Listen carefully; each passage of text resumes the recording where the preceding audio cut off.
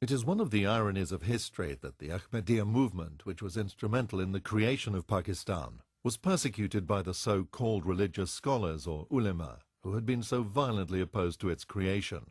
The persecution was politically inspired to divert the attention of the population from real problems that the country was facing. 1953 saw some of the worst rioting against Ahmadi Muslims and the community. There was a generalized riot in the Punjab. It was supported by the Punjab government, quietly, not officially. So it became out of control, went out of control, and ultimately the first martial law was imposed because of this. This wave of persecution continued for nearly 20 years, both at institutional and grassroots level. What you observe today in Pakistan is not just a public wrath turned against Ahmadis. Yeah. It is the government legal persecution. It's the state persecution. Yes.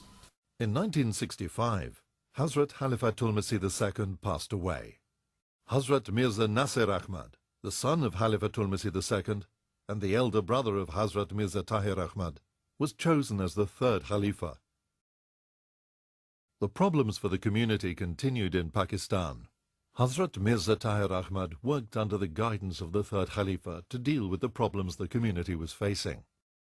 In 1974, legislation was proposed in the National Assembly of Pakistan, declaring that Ahmadis were not Muslims. Hazrat Khalifatul Masih III led a 5-man delegation to the National Assembly, which discussed the proposed legislation.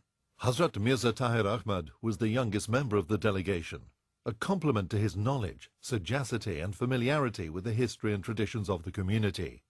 In 1974, Pakistan's National Assembly declared that Ahmadis were not Muslims. In 1974, Bhutto committed the mistake of interfering with a religious process for which he was not politically entitled. You see? Yeah. And that opened the Pandora's box. After that, nobody could be able to close it.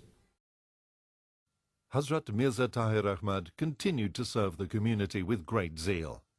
From 1979 to 1982, he served as the president of Majlis-e Ansarullah. He also served as director of Fazle-Omar Foundation and patron of the International Ahmadiyya Association of Architects and Engineers. His life took a dramatic turn in 1982. On the 8th of June that year, his brother and the head of the community, Hazrat Mirza Nasir Ahmad, Khalifatul Masih III, passed away just before midnight. वो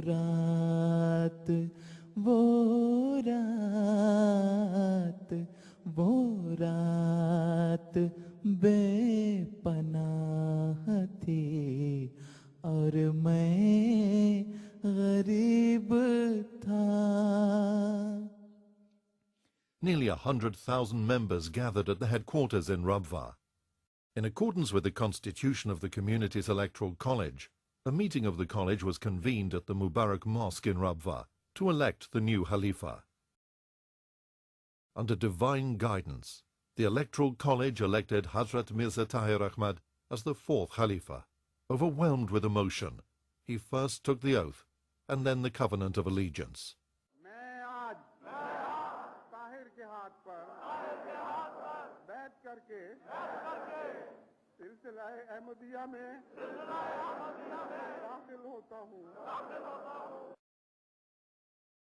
Right from the outset of his Khilafat, he served the destitute and the weak. The very first project he launched was the construction of suitable houses for the needy people in Rabwa. A neighborhood in the city was established under this scheme. It was called Buyutul Hamd. Only 1.5 months after becoming Khalifa, Hazrat Mirza Tahir Ahmad, Khalifatul Masih IV, travelled to Norway, Sweden, Denmark, Switzerland, Holland, Spain, the UK and Australia. He inaugurated the Basharat Mosque in Pedralbad, a town 25 kilometers outside Cordoba. This was the first mosque to be built in Spain in over 750 years. सबसे पहले इस मौके पर मुझे एक याद सता रही है, उस वजूद की याद जो आज हम में नहीं। जो सबसे ज्यादा इस बात का हकदार था, आज ये जुमा पढ़ाता और आज इस तकरीब का आगाज करता कि वो बेकरार दुआएं जिनकी कबूलियत का फल हम आज खाने लगे हैं. He addressed several press conferences, wherein he provided erudite interpretation of Islamic teachings. The newly elected Khalifa was on a peaceful mission, a mission to serve humanity. But the political situation in Pakistan became worse than ever before. The moment I was selected by Allah to lead the Jamaat, Zia did not like this perspective at all. The regime of Zia wanted some political philosophy to support their regime politically and to give them a reason, a justification for remaining in power. So what they said was, they said they are the custodians of Islam. As such, they have to serve certain purposes for the sake of Islam. And as long as those purposes are not served and achieved, they would remain in power. You know, as if they were commissioned by God to do that. So for this, they had to align and implicate mullahs and to utilize and exploit them. And what was the purpose for which they were destined to play a very important role, you know? The purpose was to destroy the foremost enemy of Islam, that is Ahmadiyya community. It was during Zia's time the persecution against the Ahmadiyya community peaked. Their shops were pillaged and set on fire, and mobs rioted outside their mosques. The discrimination practiced by the Bhutto government was stepped up. तुम मुसीबतें हम पर इसलिए डाल रहे हो कि हम अपने खुदा से दूर हट जाएं, लेकिन तुम्हारी आयत करदा मुसीबतें हमें और ज्यादा खुदा के करीब कर देती.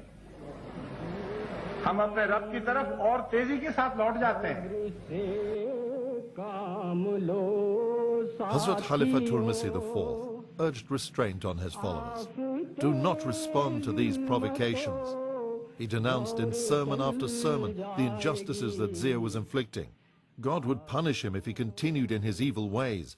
God's wrath would be terrible. Hadhrat Khalifatul Masih warned him again and again, but the general paid no attention to the warnings and continued to plot schemes in order to destroy the community. You know, when I suspected that something is cooking against Ahmadiyyat between the mullah and the then dictator of Pakistan, Zia-ul Haq, instead of running away, I went straight to Islamabad and camped there for 7 days. He had many friends among the diplomatic community. Some he met at their offices, and some privately. From the meetings, he gathered something was going to happen, but no one seemed to know exactly what. Until the Deputy Commissioner of Islamabad sent me a very urgent message. This Deputy Commissioner said, my earnest advice to you is, for God's sake, return immediately to Raqqa, or it will be too late.